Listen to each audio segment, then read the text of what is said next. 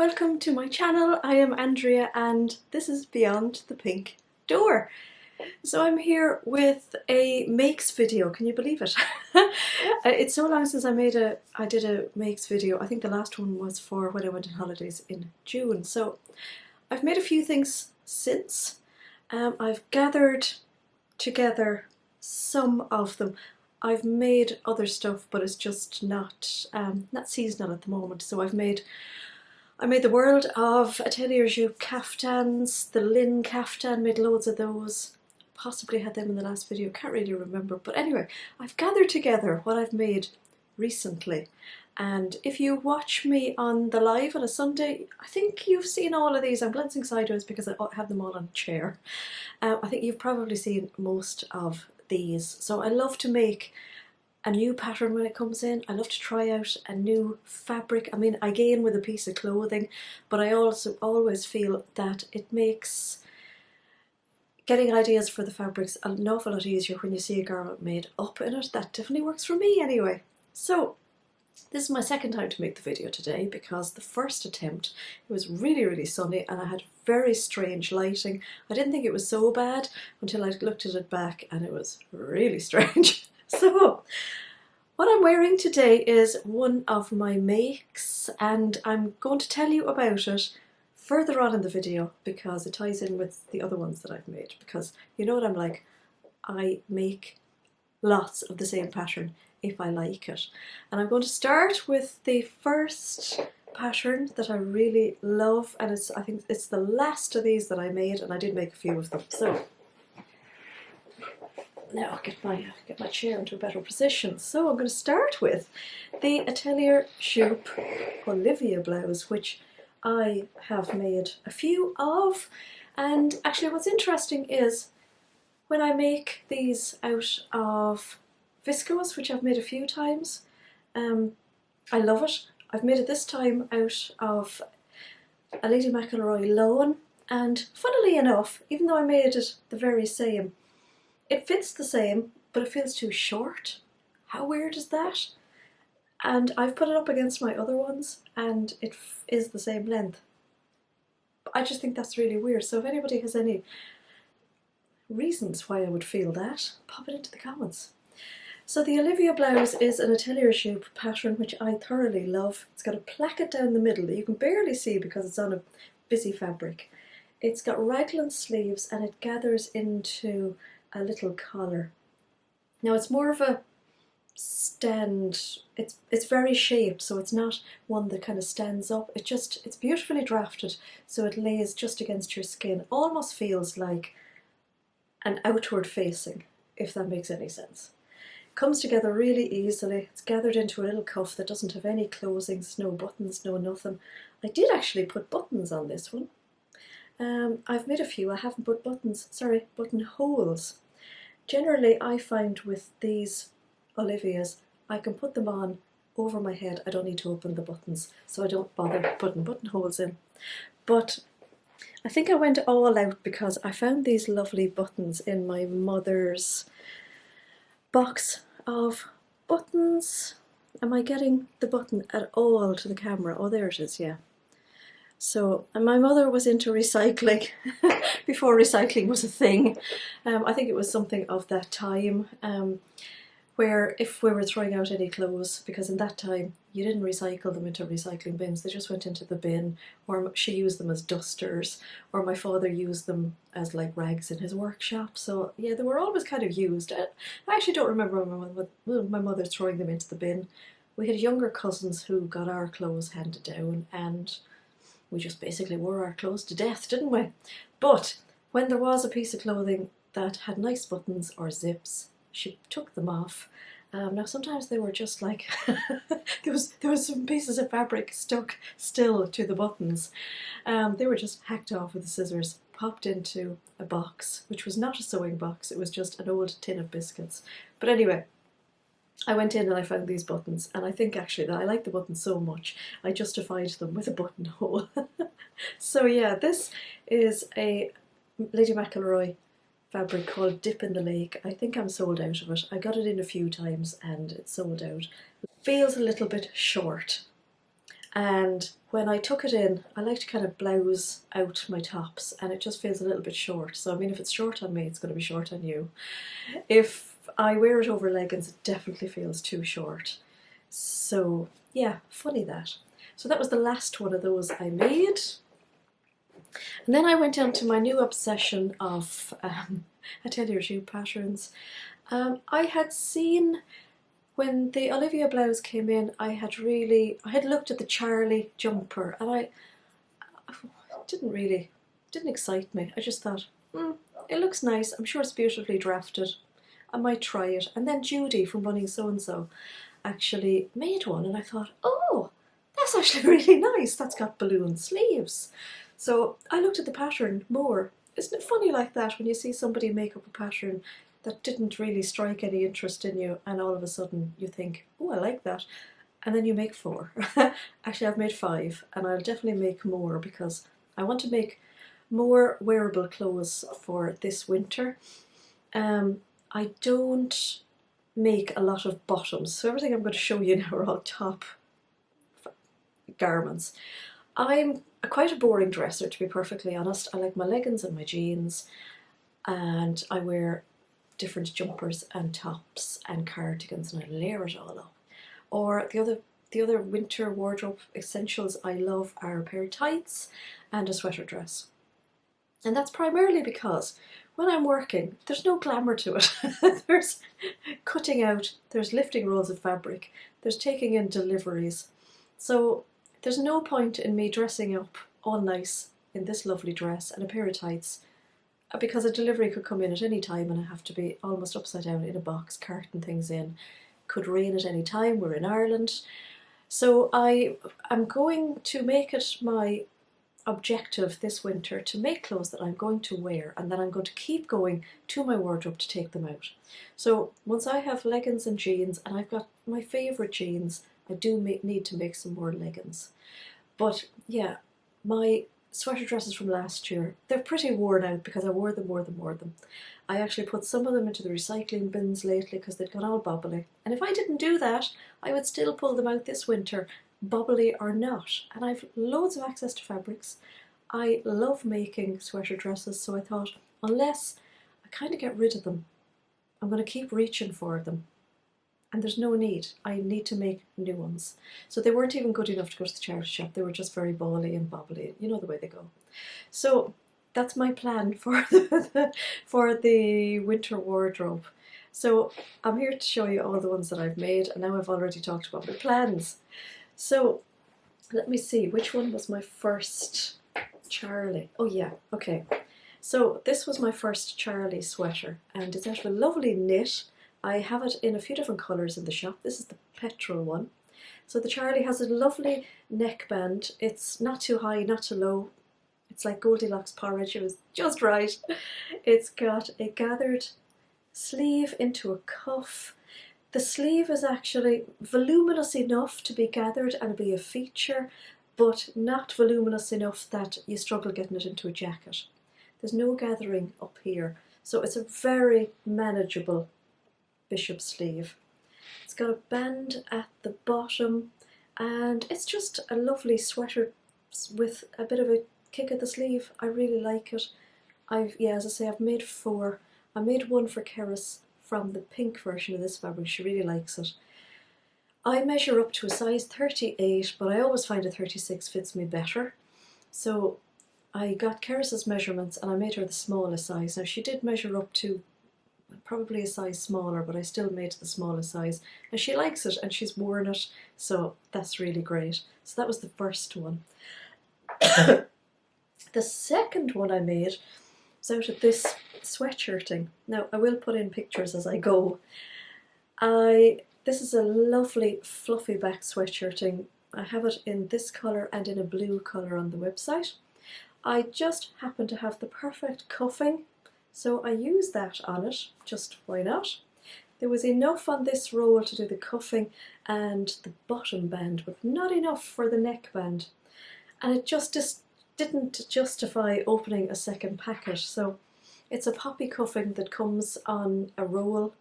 It's the width that you need for a cuff and a bottom band, and it's 1.35 meters long.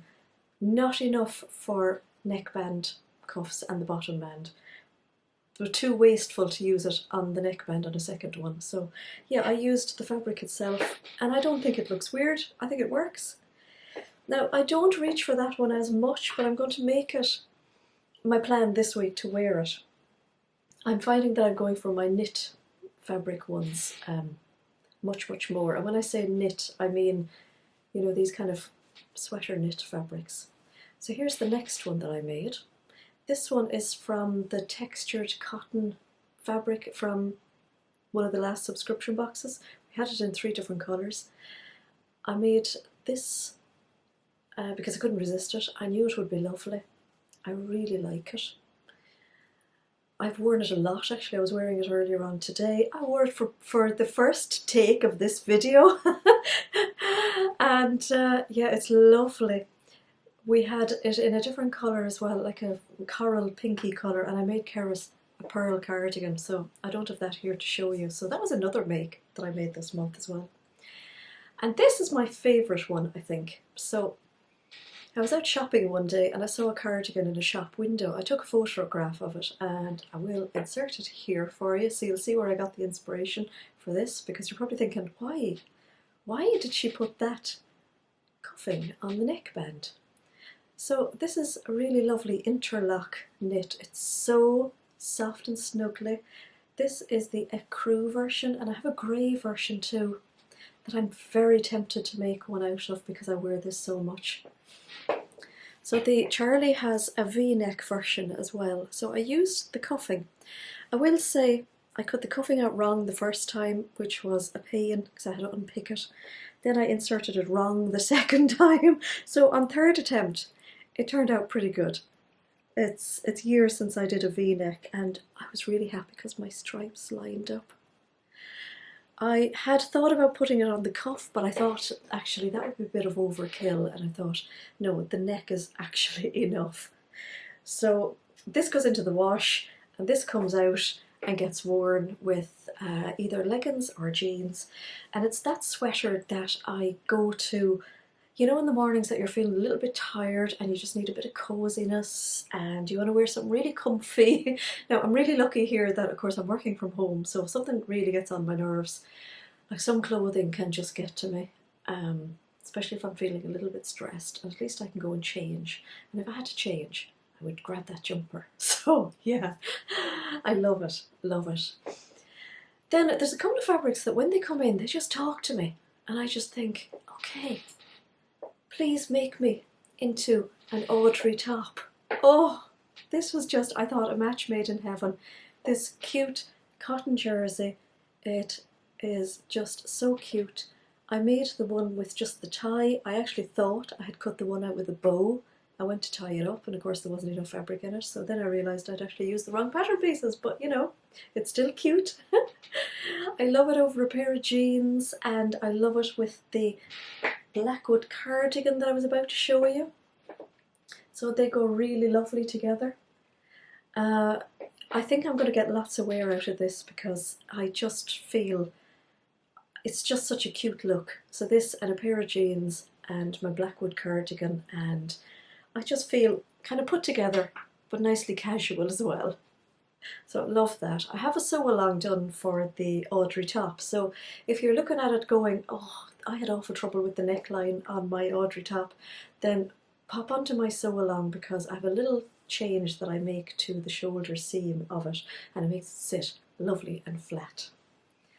Next up is my Helen's Closet Blackwood cardigan, and again this is in this textured cotton fabric that we had in the subscription box.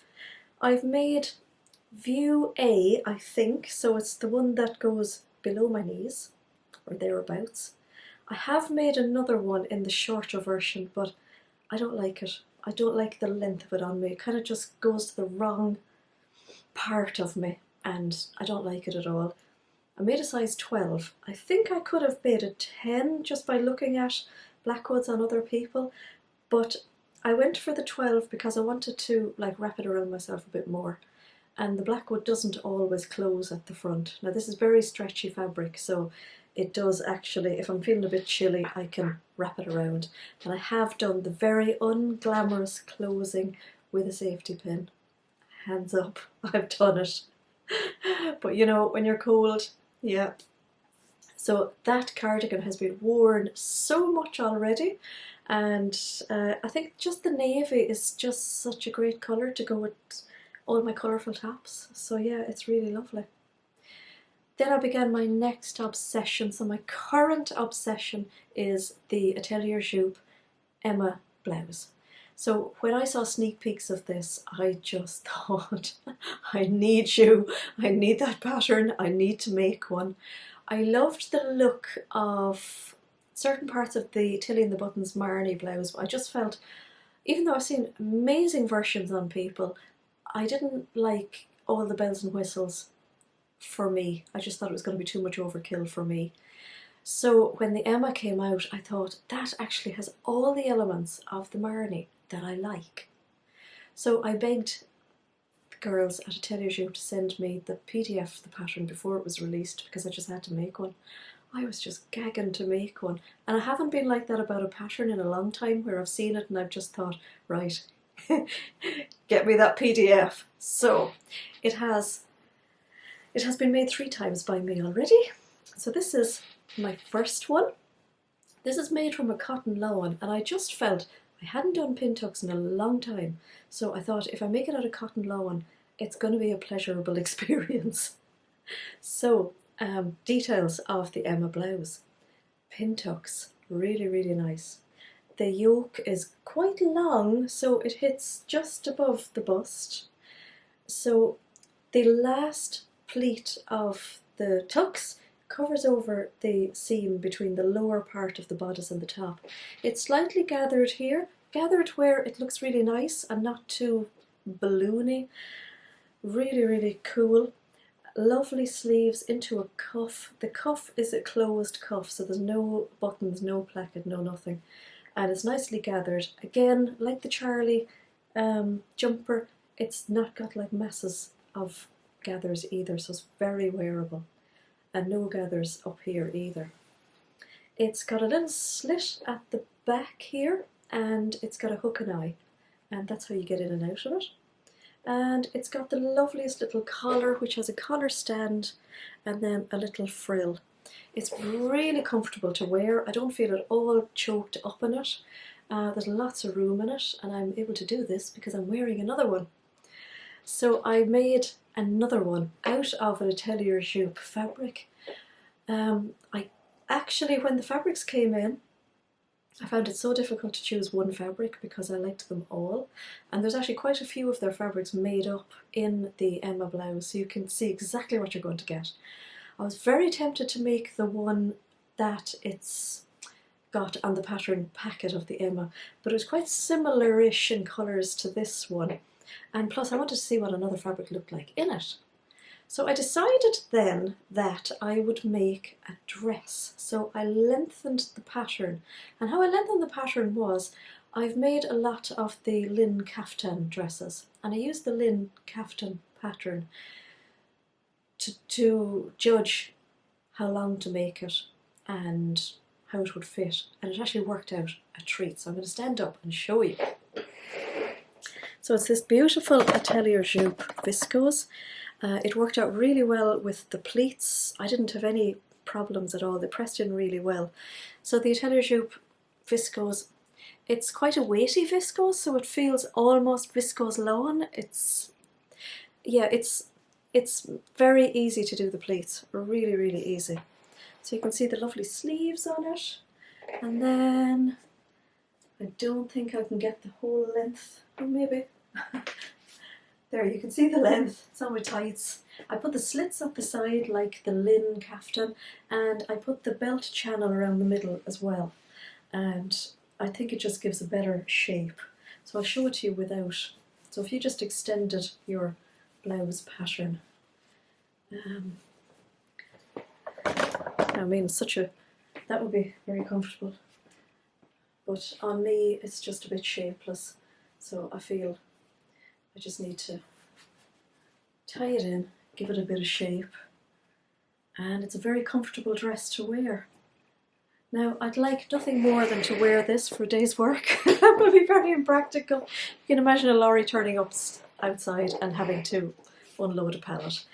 Yeah, and we never know when that's going to happen. So, yeah, but I feel quite like dressed up in this, but not too dressed up that I couldn't chuck on a jacket over it and then maybe go and do my food shopping, you know. And then my latest one I made last weekend, and I did a sew along, so if you want to watch the sew along, it's the last video on this channel. I'll put a card in up here somewhere. And I used this beautiful viscose that arrived into the shop the week before, and again I saw the fabric and I thought that needs to be an Emma. So this was a pleasure to work on as well. I didn't find doing the pin tucks quite as easy this time, because this is just a little bit slightly more shifty, but if you watch the video you'll see how I got over that. I love the colours in it, and I just love the fact that it looks different from every angle, and I think it really works. So I know I'm going to get lots of wear out of that. So that with leggings and my cardigan, and I reckon I will feel nicely put together, but I can definitely do a day's work in them. So that's all the sewing I've been doing. But there's one other thing I want to show you. Now just pop this around here. So the evenings are darker, the days are shorter, and I love to pick up something to do in the evenings. Now I did pick up my knitting, but I found that I was starting to get like elbow pains from knitting, and I've had enough trouble with shoulders, so I definitely don't want to bring on any more elbow pains. So I started looking to see what used I do, and I used to love doing cross stitch. Now I don't like doing embroidery. I do have a few unfinished embroidery projects that are up in the attic, but I get no pleasure from doing embroidery. I just don't like it.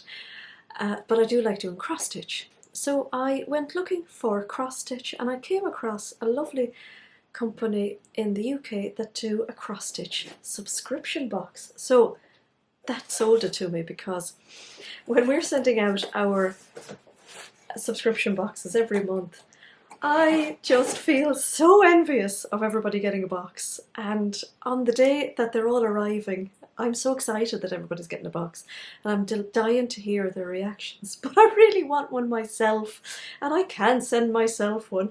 So I instantly signed up to the subscription. Now this is last month's box, so I got this in September. So basically, I'll put a link to the website below and you'll get all the details, but I'll tell you how much it cost me here in Ireland. So you sign up to the subscription, it's £20 a month. To post to me here in Ireland is £8, and then when it arrives here in Ireland I have to pay €8.64 of customs. So it all adds up when I convert the money into euro, sterling. It works out just over €40. It's just such a joy to get. It's such a joy. I got my second one on Friday. I really hoped it wouldn't arrive until Monday because I haven't finished this one yet. But anyway, it did, and I got so excited opening it. So basically, the box comes, it's really lovely. If you're into colouring, I'm sure you'd love to colour it after. It's just so nice. It comes with everything that you need for the project. So every month is a different project, and this month it was a Halloween inspired one. So you can see there, it's a wall hanging that's got a little dowel at the top and a hanging rope, and it's all Halloween inspired. So it is gorgeous, absolutely gorgeous. And I know Halloween has come and gone and I still don't have it done, but anyway, you get the chart in colour. So I started, that's the top, and then down, so you just join the two together. So it's there in colour, and it's also in black and white.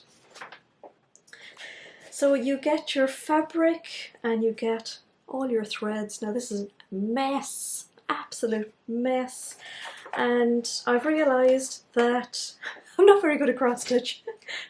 I did it years ago and the fabric I used had much bigger squares in it, and I really struggled. I was so slow, like I mean I haven't even finished it yet, but all good things come in the end, don't they? But I have got a little bit faster now, and I've got a bit better of a technique. So if you're into cross stitch and you have any tips at all for me, please tell me in the comments. But I've looked at a few YouTube videos, and yeah, I've definitely improved. You get a little gift, so that month, and I've left them in the box, it's a lovely pair of socks, so nice and autumn inspired. There was a little bar of chocolate, that was long gone. There is a tea bag as well, which I don't drink tea, but I put it into the tea canister. I started using a hoop to hoop the fabric while I cross stitch, but I actually found it too difficult, and I was starting to get pains in my left wrist from holding it and then cross stitching underneath.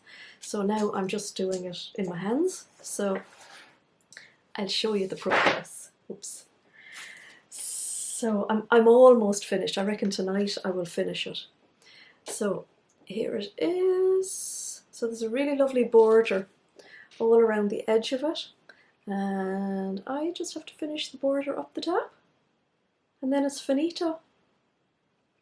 So it's really nice. Like, it's so lovely. It'll be lovely hanging up for next Halloween. It'll be lovely. And as I say, you get the dowel for the top of it, and you get the string to hang up the dowel as well. So it's a lovely kit. It's just so nice, and I keep everything in the box as I'm doing it. I think it's just such a lovely thing to look forward to every month. What I like about it is that it's been designed by the people at Cotton and Twine, and designed, I suppose, in such a way that it's manageable within a month. Now, I'm sure the avid cross stitchers will get it done in a week, but I only have limited time every evening. I find it so nice to sit down and do it. So sit down, get a blanket, cup of coffee, might turn the TV on. I have a daylight lamp that I put over my head, so I almost feel like I'm under a sunbed. And I just cross stitch away, and 2 hours, 3 hours could go, and I'm concentrating on it. I might watch something on my iPad, and I sleep really well because it's almost like a brain cleansing. It's so nice. I enjoy it so much. I actually look forward to going in and sitting down and doing that. And it's so much better for me than scrolling through the iPad or scrolling through my phone and then just not being able to sleep because my mind is too active with all the scrolling. So I'll put all the links down below, and I would highly recommend it. It's just such a treat. I have the next box, but I think I might do an unboxing. I think I will.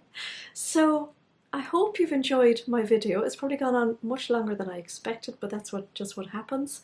So thank you so much if you've watched the entire thing, and I will see you in my next video. Bye for now.